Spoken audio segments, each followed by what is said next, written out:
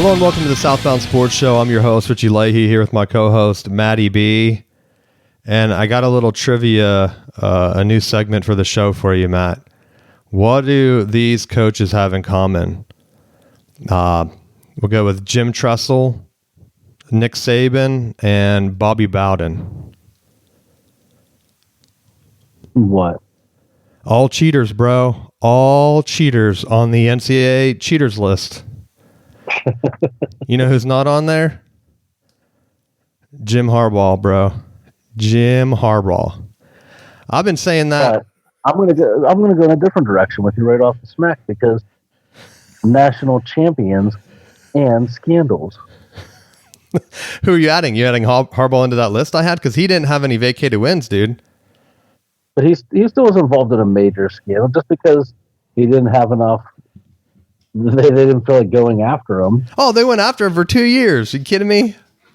No, that was one of those pretend ones where it's like, "Ooh, we're really gonna get him this time. Got your nose. Oh, got your nose." No, they got what they wanted. They wanted to get him back to the NFL. That's all. They got what they wanted. That's why I'm surprised that people are weighing in, and I see a lot of like hot take artists from ESPN. It seems to be mainly focused on ESPN anchors, which I get it. But for people that don't know, ESPN is clearly against the Big Ten now. And they're weirdly, because I have some ACC connections, they're weirdly not promoting the ACC either, right? So they're in like this weird twist where they only talk up these SEC schools. Because the one thing that I heard down here is that Beck, the transfer quarterback from Georgia, apparently he is 100% healed, and he's taken the strides you take as you become like an upperclassman quarterback, right? And apparently he's been lighting it up. And so there's some talk down here in the ACC country where there's a pure excitement between Miami and Clemson. The same deal. I think it's like they have a senior now? Is Klubnik a senior? Has to be, right? Yeah. So between those two, Cade and Beck, you have two teams with upperclassmen quarterbacks that have the depth, or at least the talent-wise, if you look at the composite, to compete for the first national championship since like what, the teens? When did Clemson win it? Like 17 or something like that? It's been a while, right? And yet, Every time I look at ESPN like previews that aren't like regional down here, the regional stuff, very high on Miami, Clemson having a real shot. Belichick's getting his play. I'm actually surprised that no one's talking about Pitt, right? If you look at the All-American list, 2 Pitt players. I think they have the same amount as Ohio State. I could be wrong on Ohio State, but they were near the tops of like 2 guys. I know their one player was picked for like the all-arounder though. But ESPN clearly is against the Big Ten, and it's so weird because now the casual fan that only watches ESPN, they're going to hear all these hot take artists. But realistically, though, what is your expectation with the Big Ten being a Fox product and the SEC being on ESPN? Like, that's like the equivalent of being like Pepsi saying, "Oh yeah, Coke makes a really good soda." Well, see, in terms of like the scandal and stuff, you know that if ESPN wasn't pushing it, it never would have gotten as big as what it did, right? Every time, even the NCAA, they had to clarify in the document they put out that sign stealing is not illegal, right? They said that right off the bat. That's basically the entire thing, right? They said they couldn't take wins away because it's not illegal, number one. And number two, they don't know if there's a benefit to scouting ahead either. Because in like, what was it, 2019 or 2021, like they voted to try to allow future scouting. And so all ESPN had to do was look at that and say, you know what? This is like a gray area thing. Probably didn't give much of a benefit, right?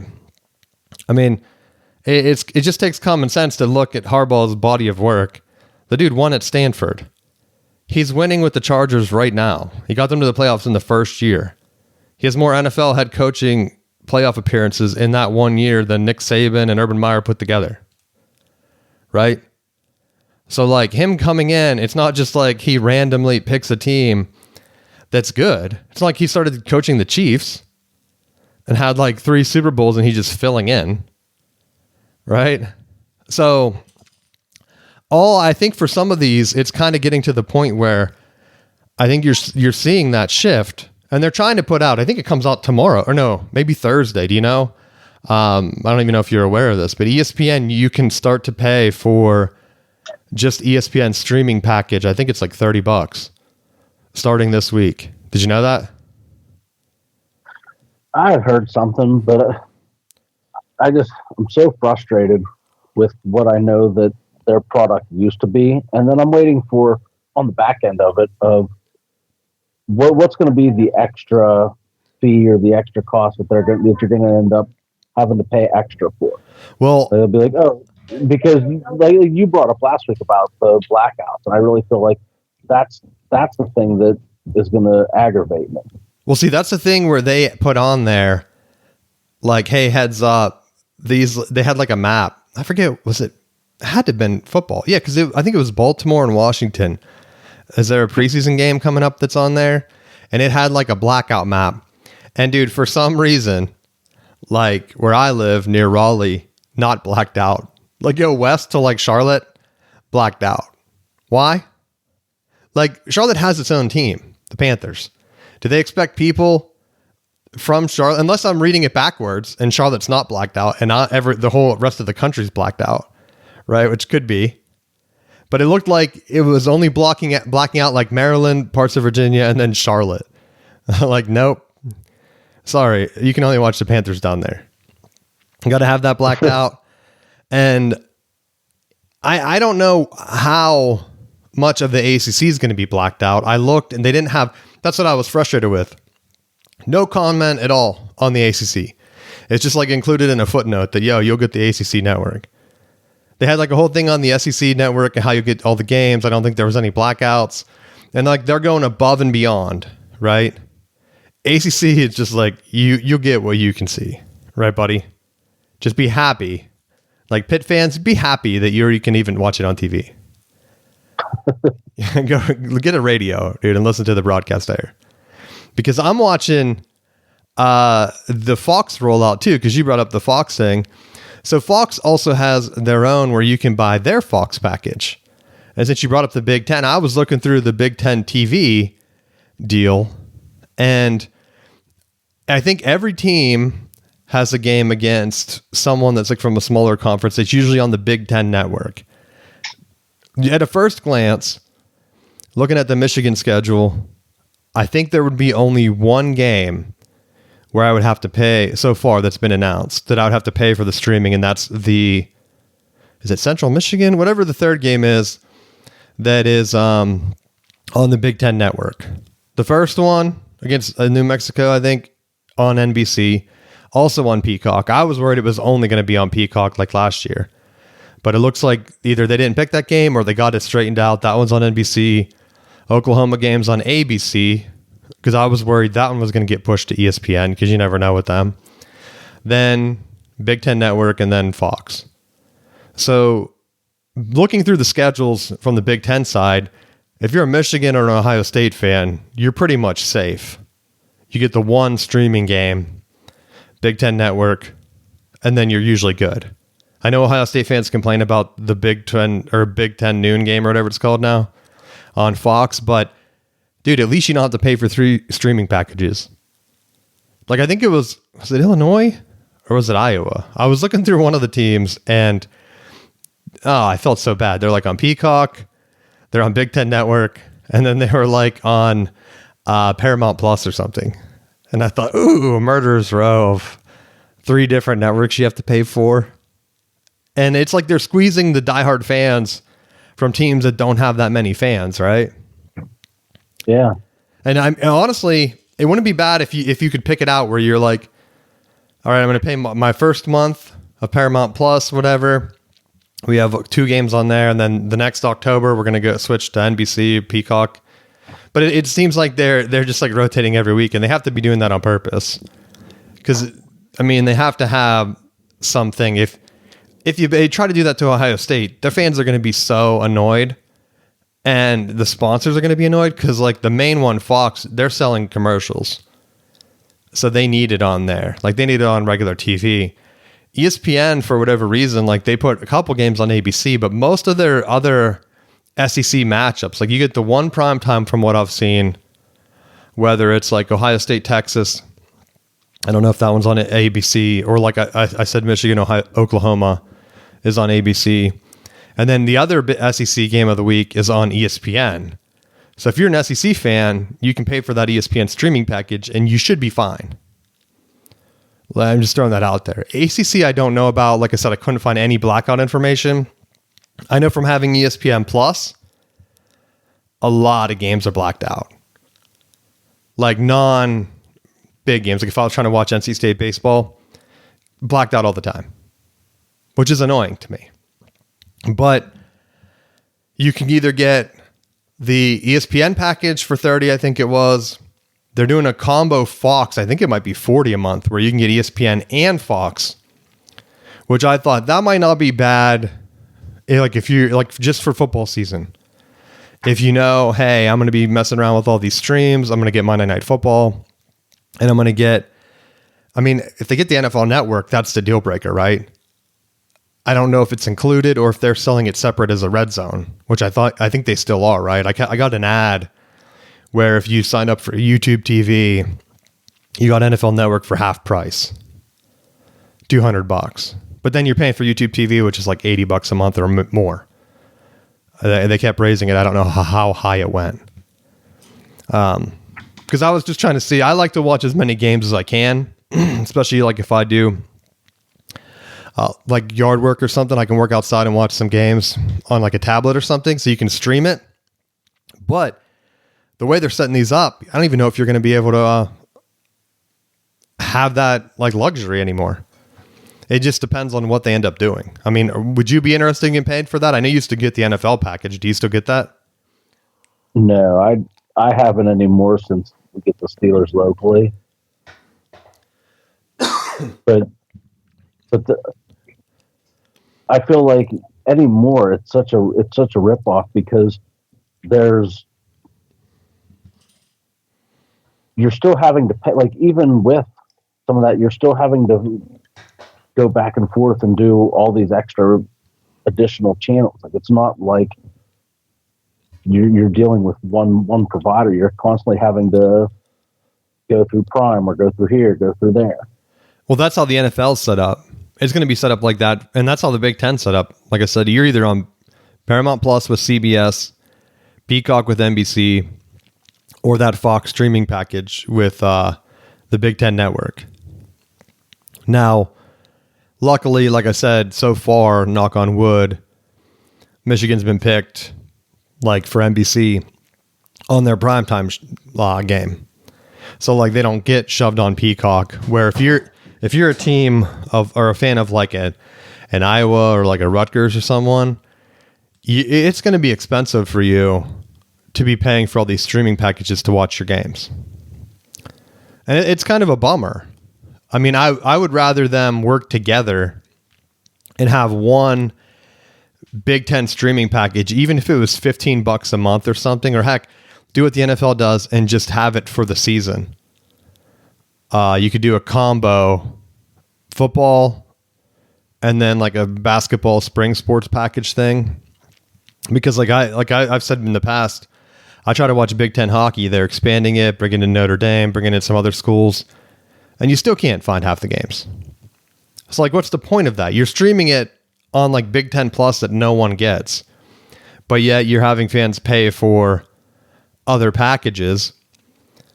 Like there has to be enough like just interest from like a Notre Dame fan for like to just have it a little bit extra to just say, you know what? I like hockey. Obviously, I like it enough that we're in the Big Ten, and we like basketball. Heck, we like women's basketball. Like that would be a bump for the Big Ten if they had like some type of thing like that. I don't know. I know they're not in the Big Ten in basketball, but I'm just saying. Like Caitlin Clark, dude, how much would that have made that year when she was at Iowa? Oh, I'm sure it would have done rather well. And I mean, what you're watching it on was Hawkeye TV. I forget what their thing's called. GoIowa.com or something like that. So like they used to have like a separate thing that you could just pay for and get the games that weren't on TV. And since the conference is so big now, just put it all in one. Have it like the Big Ten Network. If it's part of like the Fox package or you pay for Fox One streaming or whatever it's called, just include it. And then do like what Netflix does where you're just, okay, NBC and CBS, you get a little bit of a percentage. Win-win. But I don't know. ESPN is supposed to have all of the channels, including like ESPN News and stuff in there. And so I wonder how many people, because with only having the 2 tiers, ESPN Plus gets you nothing, right? Other than like random hockey and some, I mean, they used to have baseball. I don't even know if baseball's on there anymore. So you're going to pay for that. You're going to be stuck. But I wonder how successful it's going to be because like I said, I wouldn't want to turn on ESPN and everyone's just talking trash on your championship winning coach. But like you have coaches out there that have actually had a staffer die on their watch. 2 coaches in the SEC, Kirby Smart and Brian Kelly, both have had staffers die doing football related activities, dude. Where's the outrage on that? And I'm not even making light of the situation. Like that's an honest question. They're talking about like Connor Stalions, biggest scandal of all time. He went rogue. I mean, they're not even talking about it in honest terms, saying like, oh yeah, he did go rogue. Did you know? I don't even know if you know, because I didn't text you. I didn't want to just send you a bunch of like stuff for the show. Because we've been talking about it for so long. There's not like a lot of new information. A lot of the stuff that I laid out on the show in past episodes basically is true. Central Michigan hired Connor Stalions to come to their game. McElwain, they had text messages or something. He facilitated it. Then after the story broke, he went on TV and lied. Right? In that interview where he called Connor Stalions' actions crazy. Except he signed off on it and got him the sideline pass and the gear. So that's lost. Where's the outrage on that? Like no one's even talking about that. You probably didn't even hear about that until I brought it up. Like there's a 74 or 76 page document. Now, how many of the other like ESPN podcasts or shows have you even read the document? Because I haven't even seen McElwain brought up other than like on Detroit News or something where they were like, yeah, they confirmed that's why he got fired. Because that's why Central Michigan's still under investigation. McElwain had to step down, and I think 2 other coaches that had initially reached out to Stalions, because a lot of the focus is on Stalions deleting his like hard drive or whatever. But the other investigation is they had all the other hard drives. So like, it's not like he had some secret computer, right? That he would bring in and all the coaches would just huddle around this one computer, right? He talked about it on Netflix. She's Google Drive. So if he had shared a document with Harbaugh, when they went through Harbaugh's records, they would have 100% found it. They had 2 years to search. There's no connection. Connor Stalions had all of his videos that other coaches had, like, I guess not coaches, but like the people he had paid, right? They turned the videos that they sent to him into the NCAA. So I'm assuming they had most of the record. So it's disingenuous to say like Connor Stalions destroyed all the evidence that had linked him like to the other coaches. It's like, no, he's the only one that destroyed the hard drive. But if he was sharing it with Google Drive, they would have 100%, because Michigan's a Google campus. I know I have an alumni email, right? We log in through Google. They have records of all of our stuff. It's not rocket science, right? So if he had the documents and he had been sharing it through Google Drive or Google Docs, like they had said, where he had his spreadsheet and his signs and stuff, that was illegal, right? Because sign stealing is not illegal. You can do that. They even said in that document that Purdue turning in their sheets that Ohio State had been passing out, because that's another thing no one brings up. It was confirmed that Ohio State had stolen Michigan signs and were just giving it out to other Big Ten teams, right? That was confirmed, and the NCAA ruled and said, that's legal. You can do that, right? Thanks, Purdue. Thanks for letting us know, but that's not against the rule, right? So on one hand, I don't see how Connor Stalions doing the signs himself is a bigger crime than Ohio State doing the work and then saying, hey, we really need these guys to lose. Can you beat them for us? Here's the signs. Right? like, hey, if they end up beating us, they're gonna win the tiebreaker and be Big Ten champs. If they lose to Purdue, we're in it. Right? Or Rutgers. I think there were a couple teams that had it. I think Rutgers and Purdue were confirmed, and Purdue was the Big Ten championship game, right? Ohio State had given them the signals that one year, hoping that they could back into the playoffs if Michigan lost a championship game. I don't know if it was the year they ended up getting in anyway. I can't remember who we played in the championship. That one year we played Iowa. Is that the year that we both made it, us and Ohio State? Either way, like, it confirmed in the docs, and it's insane that people don't bring it up in their argument that Stalions 100% impacted the game. It's like, how would that be if your team has the same signs? Like Connor Stalions thing said in his testimony, which was kind of weird because I saw a couple people like put in their reporting that like he cried. Did you see that?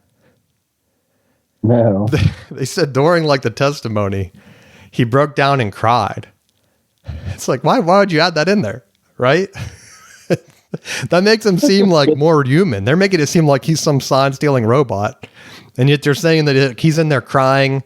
He was sad that he dumped the hard drive. He didn't know what to do. He basically said he panicked, threw his hard drive into the lake or pond or something, like threw his stuff into a pond, and then wouldn't answer the NCAA's phone calls.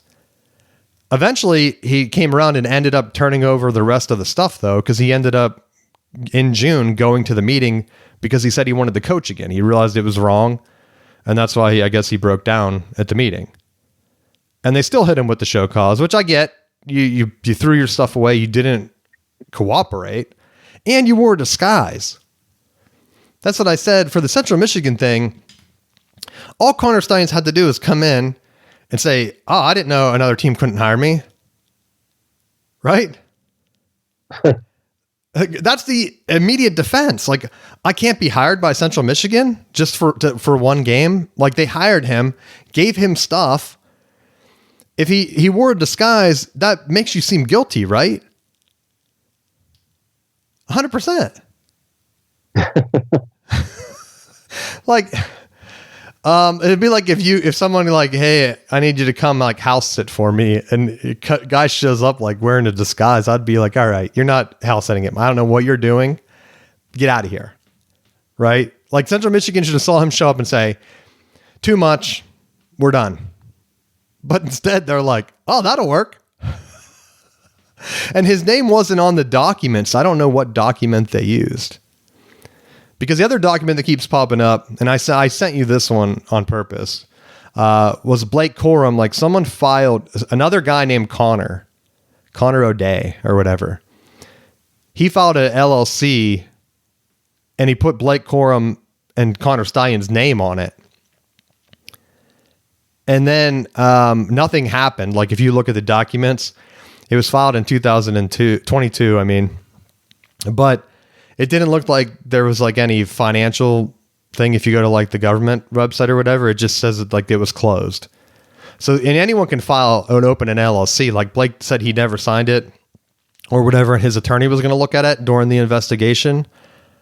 The NCAA had that information, right? The articles, if you look that up, are all from like 2023 or 2024. Like, that information has been out for 2 years. So NIL was legal. Like I've said it all along. 2021 NIL started. The same teams that were winning, Michigan, Ohio State, Georgia, guess what, guys? Still recruiting well, right? Michigan just landed the number 1 quarterback last year and just landed the number 1 running back today. I know signing day didn't happen. But you don't get the top guys at each position just randomly. Like, it's all NIL related now. That's the corresponding thing. NIL hits. Michigan has a lot of guys that people should have went pro early, right? Ended up sticking around for their junior, senior year, and they win the national championship. Oh my gosh, that's exactly what happened to Ohio State last year, right? Jack Sawyer sticking around for senior year. I think he was a senior. A bunch of other guys that could have went pro ended up sticking around, and guess what? They won the national championship. This year, I've been saying it all along. I could be wrong, but Penn State, ton of guys sticking around, bringing in other guys from the transfer portal, having a chance to win the national championship. They were close last year. Very similar to Michigan making it to the Final Four and getting upset by TCU. Penn State gets upset by Notre Dame after a late turnover. Michigan had lost to TCU because of 2 pick sixes, right? Penn State has to feel, man, we were 1 4th down goal line stop from beating Ohio State early in the year. We would have got a rematch for a national championship if we didn't turn that ball over at the end of the Notre Dame game. Everyone comes back. They have like the highest returning class. They're one of the only teams other than Clemson and Miami to a certain aspect, because like Beck didn't play for them last year, right? New system, even though he's a veteran quarterback, that doesn't always work out, right? Everyone else, Texas, Arch Manning, I don't think he started a game. Maybe like 1 or 2, right? I don't know. Quinn Ewers was hurt a bit, so he could have been a starter. But Penn State, with all their guys coming back, this has to be the year for them. There's no excuses. If they lose, they don't play Michigan, I don't think. So if they lose to, I think, Oregon and Ohio State, I forget. I should have wrote their schedule down. But if they end up losing those 2 games, and they don't even make the Big Ten championship, with a veteran team, the most veteran team in the Big Ten, it's never going to happen for Franklin. Like, this is a year where everyone's coming in. And I think I brought up, I had bad intel. I thought Alabama was going to go with their freshman quarterback. Apparently, their junior or senior quarterback ended up beating him out. So I tried to break that news, and then, of course, we did the show, and I saw that they ended up naming the other guy. So, who knows, right? Upperclassmen that have been in the same system, it's tough to beat them out. So that's my update. I'm not going to go through. I don't even know if there's any other standout points. Basically, there was no connection to Harbaugh other than he didn't cooperate. I saw some people say that if Harbaugh was still Michigan's coach, they would have had to fire him because of the way his penalty's written. But guess what? If he was still the coach, he wouldn't have skipped the meeting, right? That's how they pegged him. They said, like, hey, didn't show up, uncooperative, we're hitting you with a heavier penalty because of that. In his mind, he's not coming back to college, right? He's probably going to be in NFL for life. That was his long-term goal. Win a national championship, check mark. They tried to take it away, didn't work. There's no connection to him and Stalions. Now, did he hire him? Yeah. Is it a red flag to hire someone sleeping in their car, driving just to break down college film? Maybe.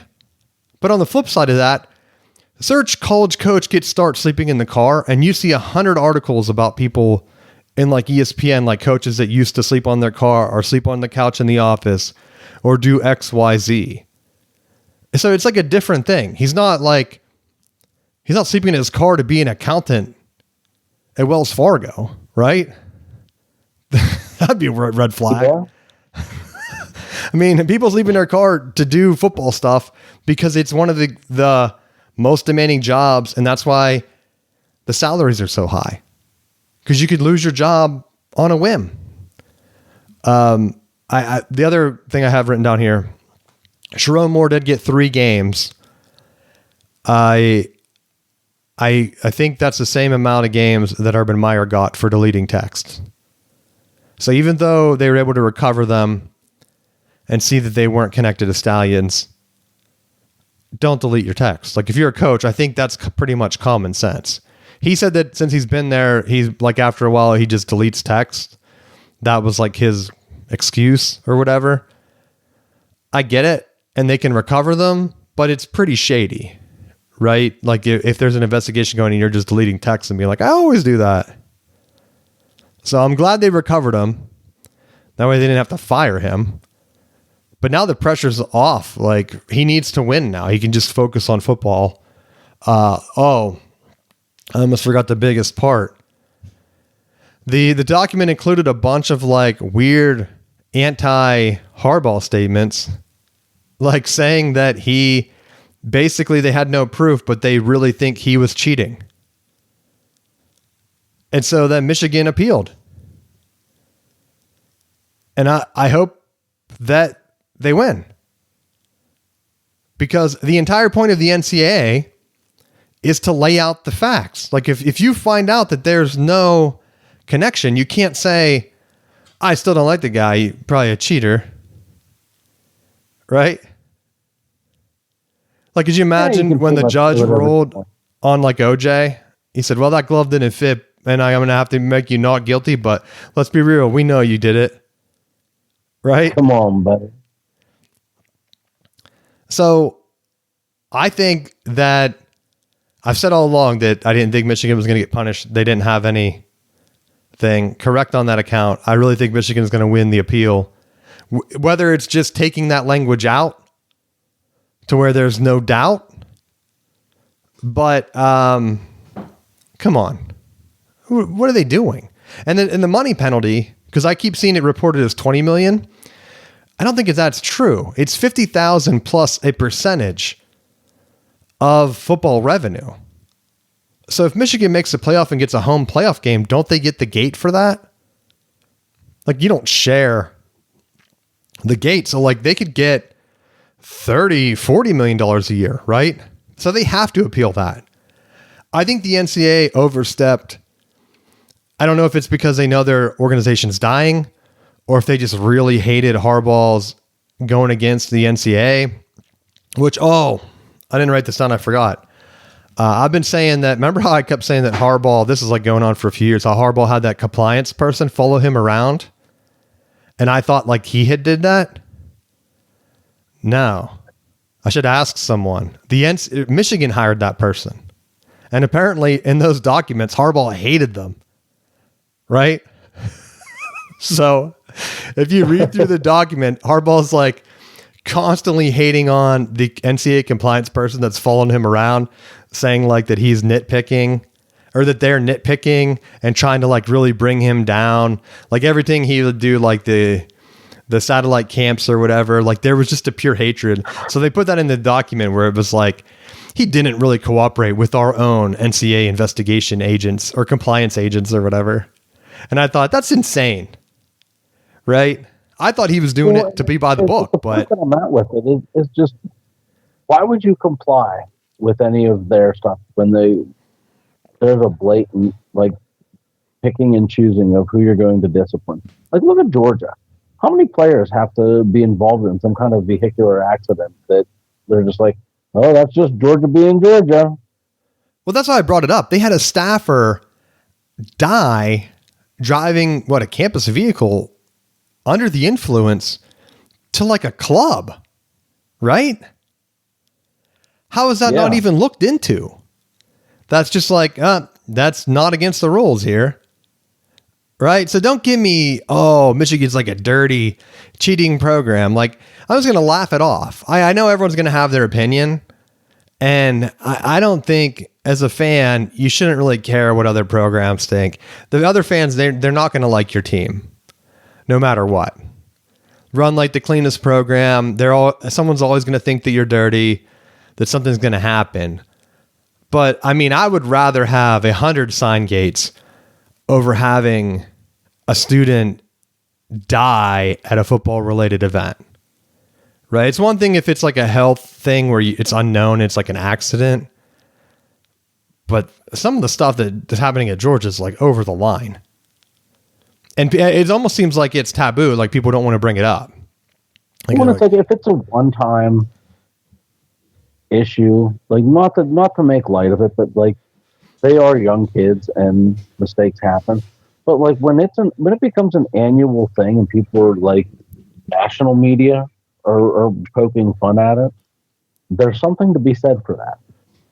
Yeah, and it's the same thing. Like I've talked about how the compliance can nitpick Harbaugh for like a burger with the recruit. But those are campus vehicles that are being like drove around to clubs at like 2 a.m. Don't they have some type of tracking in them? Like they don't know what's going on? It just seems like it's kind of crazy. And yeah, like I don't want to make light of the situation. That's just kind of insane. Kind of like the Brian Kelly thing where they like had the video of them like in the tower, like at LSU when he had that student die at Notre Dame for the unsafe conditions, right? Yeah, you don't want to bring it up. I saw people, I saw like, I don't know if it was, I think it was like a Reddit. I was trying to get a so when the Michigan news broke, this is like, I thought, oh man, people are going to be going nuts. I was kind of wrong. I don't think a lot of people cared. In fact, it was only the top story on ESPN for about an hour. It didn't even last on the front page of ESPN until like the evening. Like it was only on there for a couple of hours. I forget the exact time it rolled off because I wasn't checking. I went to check the Braves game at like 9 o'clock or something, 9 or 10, and it wasn't even on the front page at all. So the only reason ESPN would roll off a story that they were pushing so hard is because no one's clicking on it. They don't care. And even the posts, like I was trying to find out, I thought, well, I'll gather some notes for the show. Reddit had like 20 comments at like the end of the day. Like I think people were just kind of annoyed. And I looked, because you can turn on like people have like their little logos or whatever, what school they like. And it was mainly Ohio State fans, followed by Michigan State and Notre Dame and Penn State. Like, oh, okay. Our rivals are mad. Right? Cool. But even like the SEC, one of the SEC websites I saw people posting that had like 8 comments. Like the Clemson board, like didn't really have anything. No, NC State, like a lot of the ACC schools, like no one was even talking about it. And to me, like for how much it got pushed, I was kind of surprised by that. Because you see other like scandals or whatever happen, and it's like a big deal. Like when Florida State got left out of the playoffs, dude. That was everywhere for like a month, right? You would think that Harbaugh being suspended till 2038 or something would have been everywhere. And they're trying to push it for the NFL to punish him. Did you see that? There's no way. Because that happened to Tressel. It was mainly Ohio State fans. Like they were trying to get a petition going. Where like, could you imagine if the NFL was like, yep, sorry, Jim, they suspended you to 2038. You gotta step down for like 14 years or whatever. The NCAA would get hit with the lawsuit so fast and see that there was no connecting him that they would be done. Like that would be it. Their hope is that Harbaugh didn't care. I mean, I saw his lawyer was commenting on it. And he had proof. Remember that one thing a couple years ago where it was like they asked Harbaugh to cooperate, but he had been hired by the Chargers, I think, or something. And so they were like, we can't meet your deadline. And they were like, unacceptable. Like, we're closing it. And he's like, what do you mean we're closing it? Like, you're just going to say we're going to roll on it without the data. And then they ended up turning it in and there was nothing anyway, which is what I don't understand. Like, how can you work like that as an organization and then tell me that it doesn't matter? Like, I think paying players with like bag money, which wasn't even a good kept secret for like 20 years as the SEC built up this empire, that was more of a crime. And I felt like they never really looked into it. How many players are going to post pictures with money? Then the FBI does their own thing, finds out that players are actually getting paid at a bunch of schools Michigan wasn't mentioned, so I'll gladly keep bringing this up. What happened to that investigation? Like, that's what really made the NIL kind of go through, because they can't suspend 20 schools for paying players in basketball. It would kill the NCAA tournament. So now NIL is legal, and that's why I'm saying they're trying to roll it back. Give me a break. How are you going to do that? Like, how are you going to stop players from getting paid?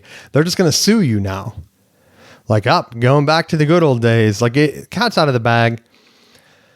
Some schools aren't going to be able to, like, Ohio State's recruiting class has fallen off after their championship. But remember, they fundraised a ton of money last year.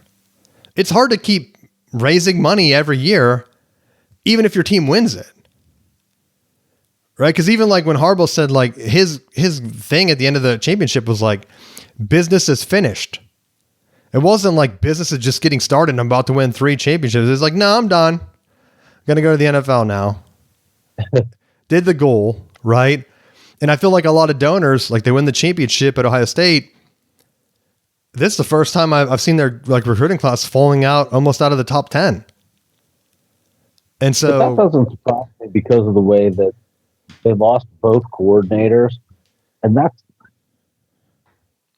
something that has happened with other programs. But I feel like in this NIL era, I almost feel like your coordinators are potentially a make or break component of it. Like, I feel like at the top is you have to have a very high performing quarterback that's going to get you in and out of good plays is one of the most important things.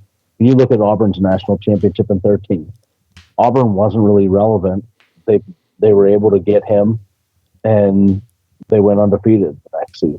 Like, I think that's a big component. But LSU was garbage, got Burrow, and went on a run. Like, so I'm surprised you're messing up your years, bro. 2013, that was a Florida State national championship. Are you saying in hindsight Auburn should claim that? Well, if you're claiming things, Florida State has quite a number that they're going to... Not as many as Auburn, bro. 9 now. Went from 2 to 9. That's true. They listen to the show. I've been saying, how I feel about it? Claim it. Claim it. Because they're tied with Pitt now. Pitt better... I should start calling Pitt up. Telling them, claim 2 more, dude. I think you can get up to 11 at least. Right? Auburn's caught you now. And it's funny because I saw a lot of, like, teams that were upset. Because the NCAA has the record book, right? Well, the thing is, it's like pick and choose. Yeah, well, we'll kind of award this one. Well, see, the NCAA already has the record book. They had that one writer come in that we talked about, it's like a year ago now, that was trying to go through and, like, delete championships. And then the counts got all messed up. Like, I saw the one thing after, I don't know if it was ESPN. I think it was ESPN. Like, during Monday Night Football or something, they, like, had a ticker go, and it was like Ohio State's, like, 4th championship. And I'm like, 4th championship? That's the lowest I've ever seen. Like, right? I like these numbers, but come on, guys. What are you, just deleting them? Where are you getting these numbers? Like, is that from the new NCAA book? Because the actual NCAA rule book has Ohio State at, like, 11 or something. And so they don't even claim all of them. But that's what Auburn did. They said, you know what? We're going to go to the rule book. We're going to claim them all. And I think every school should just do that. And then as part of, like, this Big Ten SEC merger, they just do, like, the college football championships are like the Super Bowl. The only controversial one possibly is 2017, where a lost Alabama team was up against an undefeated UCF that didn't get in the playoffs. Like, Auburn didn't do their job in the bowl game. I think that's who UCF beat. Right? Maybe on purpose, right? They lose, and then Alabama has their championship questioned. But, like, I had said all along, when Florida State got snubbed with teams with losses, if they would have won their bowl game, should have claimed the championship. And I saw someone say, like, we should claim it. I'm like, dude, you got drubbed by 50 in the playoffs. People would laugh at you worse than UCF claiming it. Right? Go back and claim all the championships. Some schools are never going to win one again. Nebraska, we're looking at you. Yeah, that's why they claim weird split championships like 97 where they have to kick a ball to get to overtime. Just take the L, dog. Take the L, call it a day. That's what I'm wondering going forward for some of these schools. Did you see the Big Ten proposal? They want like a 2018 playoff with 7 automatic bids. Well, we're getting closer. I said they should do that, but every conference should have 1 auto bid. And then if they want to make the Big Ten 7 auto bids, that's fine. That would make a lot more meaningful games. Like, could you imagine how packed like a Maryland or Rutgers would be if they have a chance to like sneak into the playoffs? Or like, heck, even like Illinois last year would have probably been in. Heck, I think Michigan would have been in. One of the funnier things that I read was like, if you add enough teams eventually, you'll have a Cinderella Kent State go on a 15-game win streak to win the college football playoff. Well, see, that's what I'm worried about, where it's like you're adding all these lower teams. You're just giving the other teams like a better chance. Like, yeah, they can upset 1 or 2 top teams, but by not including the other conferences, and you're automatically, if you go that big, you're automatically letting Notre Dame in every year. Because you're going to take all the other top teams away from them. And to a certain extent, I don't think they care. Because I know they want Notre Dame in. They're trying to lock it in. That's why I wouldn't be surprised if the Big Ten said, like, look, we got Michigan, Ohio State, Penn State, Oregon, USC as like top 5 teams that we need in every year. And then we also have teams like Washington, Wisconsin, Iowa that have big fan bases, and Nebraska, and probably some other teams I'm forgetting to mention, that we want them to be hanging around and have a chance. Because you don't want like a Nebraska or Iowa to kind of just give up in this new era. Because even with the expanded 12-team playoff, I mean, Arizona State got in, Boise got in. Who else got in that was kind of SMU? Right? So you're opening it up. But in the same time, other teams like Indiana getting in is great. But like a Maryland, do they really have a chance? Like, they have to go on an Indiana type run to just get into the playoffs. And I think you're going to get, if they make it big enough, it'll be tiered like the NCAA basketball tournament, where it's like, all right, our goal is to just make the playoffs and then we'll have a successful season. Because I saw someone like, they're like, do you want to just win 10 games and then get bounced to playoffs? And I saw like some Indiana fan was like, yes, I would love that. We've only won like 10 games once in history. Like, yeah, you cheer for Alabama, buddy, as a bandwagoner. But that's not the realistic expectations for a lot of these other programs. And I think even like the Ohio States and the Alabamas that have been running their conferences recently, with the expansion, when you're adding in top teams from other conferences, eventually it's going to hurt you. Like, you can't expect to just come in and Texas and Oklahoma say like, you know what, we're going to fall down. Now, on the other hand, Oklahoma could fall down and go on a Nebraska type run where they never win a conference championship for like 20 years now, because they joined the SEC and they don't have as much money as Texas, right? Same with like Oregon, USC. Oregon looks like they're going to be the team competing. USC, are they ever going to get back up there? I don't know. They're throwing money around, but I mean, they weren't even winning the Pac-12. Neither was Texas, though, and then you're banking it on Manning. So it's going to be interesting, especially if the NCAA does go away. They're saying that this ruling over Michigan is going to get some teams to rebel. Look, all the colleges are working there together. They don't want to kill Michigan for no evidence because they know that their team can be next.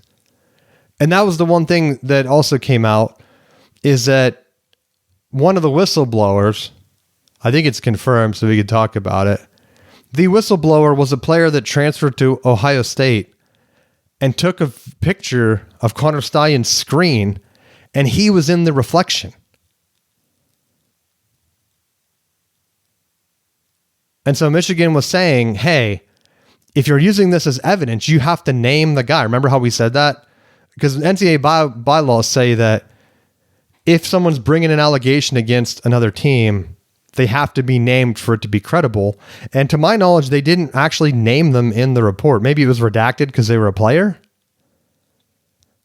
But to me, if that comes out as true and a player is gathering data, transfers to Ohio State, then yeah, they have ties to Ohio State.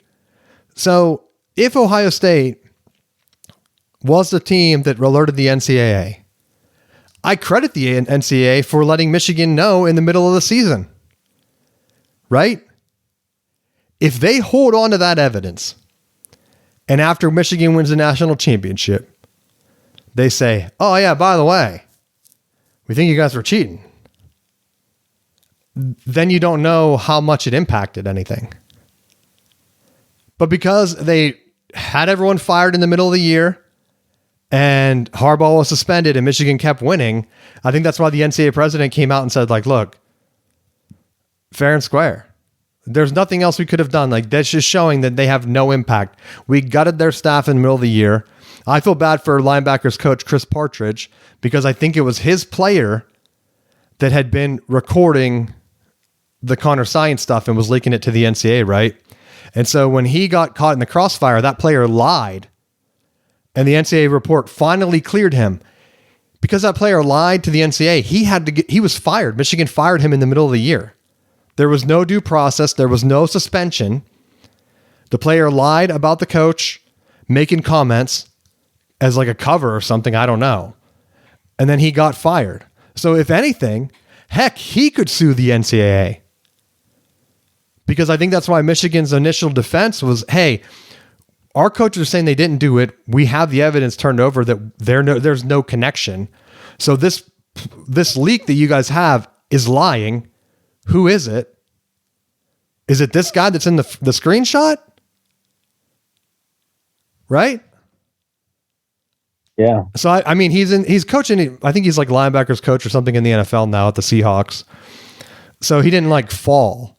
But heck, could you imagine if that ruined his life? That coach? So yeah, I'm glad that Michigan's appealing. And I have like down here, I've had people say like, yeah, you guys almost got railroaded. Yeah, we did almost get railroaded. It's a shame. But I learned my lesson after the UNC thing where I was drinking the Kool-Aid down here from a lot of NC State fans telling me that, remember back in the day, the UNC is going to get hammered, and then it never happened because they didn't have the evidence they needed. Same thing, although now I know that you can just have a private investigation firm turned over from another college and they rat you out in the middle of the year and then your head coach has to get suspended for 3 games. And they never, I don't think they've named the private investigation firm yet. So there could be more juicy stuff that spills out.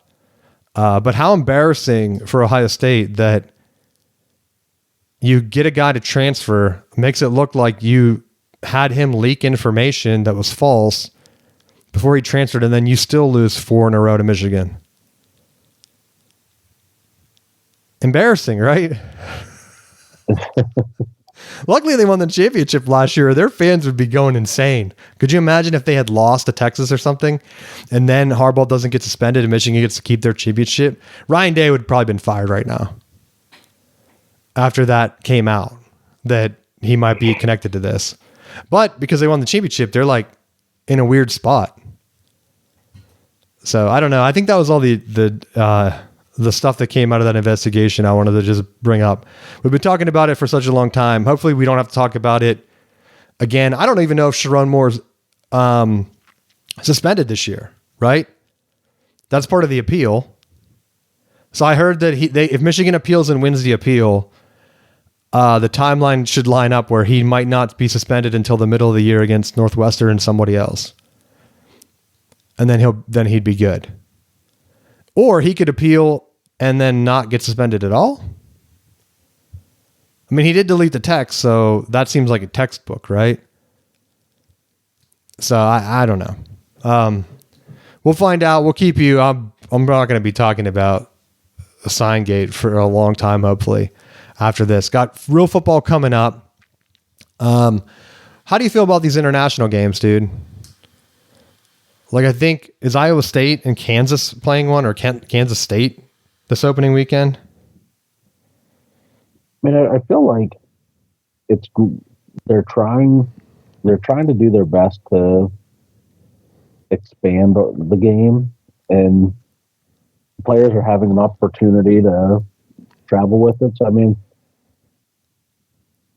I think there's some good to it, but at the same time, I think you're looking at some of the costs of traveling with some of these, and it's like, are you going to be getting more selective with which schools are able to participate in those? Because I feel like that's where you're going to get into some trouble down the road of, well, only football is traveling for these places. Why aren't we doing softball or basketball or somewhere else like with the other venues? I just think it's weird, like the teams that get picked, right? It's at Dublin. I thought it was there. I wanted to double check before I talked about it. Yeah. Could you imagine like a guy from Ireland, you come over and you're like, hey, you're here for the game. Where are you from? And he's like, I'm from Kansas. And he's like, where's that? Like New York City or somewhere? Like, no. Like somewhere else, like near LA? And you're like, no. It's like, I don't know, or I never heard of it. Like, have you heard of Iowa? No. Okay. No, neither have I. Good. Anything like, is there something people go there for? And it's like, no, they don't actually, not at all. They had a movie there once and they had a fake baseball field set up. People would drive to see it and they're like, what? Really? That's weird. That's like what your state's known for? Corn, right? There's a couple of states that all fight over who has the best corn. Like, imagine like some other guy from another country. Cause like people are naive. Like, do you think that other like foreigners, or maybe they're self-centered? Like you go overseas, people don't know like the United States. Like I know I had an international friend in college, and he would say like people come up and he would be like, where are you from? And they're like saying like the city and state. He's like, no, I'm from England, dude. I have no idea about any of this. Like, are you from the United States, or are you foreign, or like, yeah, give me a general area, like Northeast United States, like saying like, nah, I'm from Portage. Like, I don't know where that is, dude. Where am I supposed to know that? So that's how I feel like, yeah, you can get like some big international schools there, but like some of the states, like you don't know. Right? I wouldn't even say like if Michigan goes there, is that going to be a draw? Are they going to know where Michigan is? I don't know. Maybe not. Some cities like New York, they would know. Maybe Miami. That's what they should get. Like Miami could really start to recruit if they took their brand of having an awesome city and went international and then brought that into their basketball team. Because I think that would be hard to compete with. That would be unique to them. Because not many other schools would know, like if someone went over and said like, oh yeah, where'd I be moving to? Tallahassee. And he would be like, oh, okay. Right? Like Miami from like the movies, like, yeah, okay, awesome. Like it should be Miami and USC like fighting over international basketball players. Where the Hollywood is? Yeah, we're right there. Come on, Don. You ever heard of Snoop Dogg? He comes to some of our games. Any NFL stuff? I know I went heavy on college. College is really starting now. So, and I had to get into that. The Little League World Series is still going on. So we had bad intel from Michigan State fans saying that they were going to wait till after the Little League World Series to drop that bomb, right? Why bury it? Send it. Yeah, the NFL, I saw people were complaining that Burrow got thrown down in that preseason game. Did you see that hit? Yeah, because the offensive line didn't block worth a shit. Well, I saw people saying like, oh, that player should have known better. And he should know that they're not really going to give him a better spot if he hits Burrow. But if he lets up, then they're going to say like, was he lazy? Was he doing it on purpose? Like, you know, they're not going to pay you more because you didn't hurt the other team's quarterback or hit him. Right? Right. Go for the kill shot. That could be the highlight of his life. Like, yeah, I crushed Burrow, killed him. Broke his arm or whatever. I don't think he got hurt, right? But Like that would be what he's known for. Like whoever hit Joe Thosman, did he get hit in a game? Didn't he break his leg? Yeah. And then like Alex Smith, like that could be the claim to fame. Then when they're both like 70, they could like do a shot, like a photo shoot of like the incident where he's like going down for his leg. Kind of like, wrestlers do, like Hulk Hogan was doing like pics with like other old wrestlers. Like Ric Flair, I think, does it. Oh yeah, come see this picture of me and Jake the Snake. It's like, oh, awesome. You guys are like 70 now. I don't know why you're laughing at that, dude. That's a real thing that happens. Don't you follow Ric Flair on Twitter? You know it. You can go and they charge you. I saw someone say, hey, I had an opportunity to buy. I forget who this was. It was like someone said that they had an opportunity to pay like for a photo with the wrestler and it only cost like $50. And I thought, oh my gosh, how many guys did it though? Like how big was the line? Because if it's 100 people, that's pretty good. It's like $5,000 just for one hour or whatever. How long does it take 100 photos? And it could be more. Like what if you're like John Cena, or The Rock, you could charge like $100, $200, maybe 500. Really get out ahead. I know football's starting.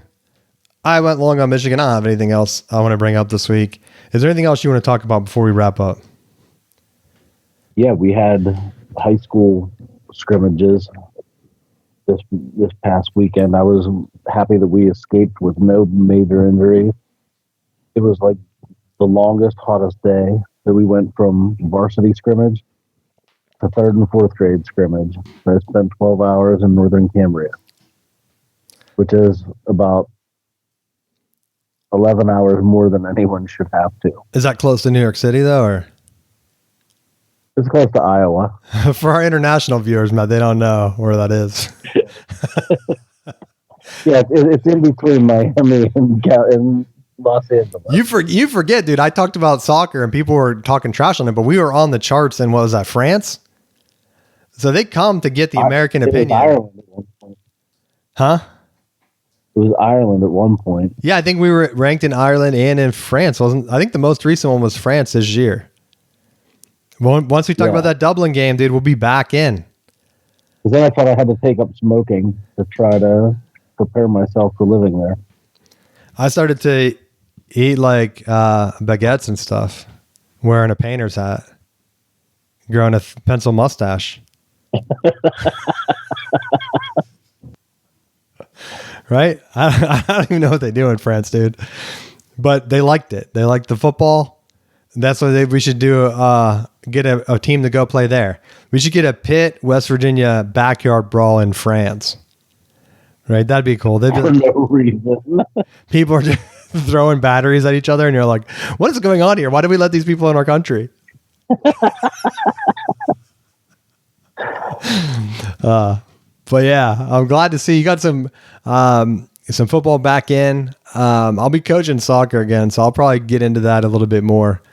Because it's the first time the actual season around here is in the fall, right? It goes up against football, which is kind of crazy to me, but I guess this is like the beginning of the season. And then the extra league is like in the spring where I got pulled into last year, but everyone in the league knows me, dude, which is kind of surprising. I don't know if that's good or bad. But had a coaches meeting and very well received. They're excited that I'm on board now. They're trying to loop me in. That's how it starts. The next thing I know, I'll just keep moving up like Urban Meyer did, dude. Wearing a visor, just screaming for no reason. I'll be kicking players like my goalie. I said I can kick whoever I want, dude. I don't even know how I got here. And then you don't fly back with the team. You're like, I don't want to be with the team. Are you kidding me? Start fundraising. Like, which mom's going to sit on your lap for the game? But anything else you want to talk about? No. All right. Well, thanks for listening. If you think I gave some bad takes on the Michigan stuff, let me know. If there's anything else you want us to talk about, I know we've been delayed. I guess when's our fantasy draft? Not next weekend. I think it's the weekend after. So we'll have another show. We'll talk some football that happened. Maybe get some clarification on this ESPN streaming thing. And we will see you next week.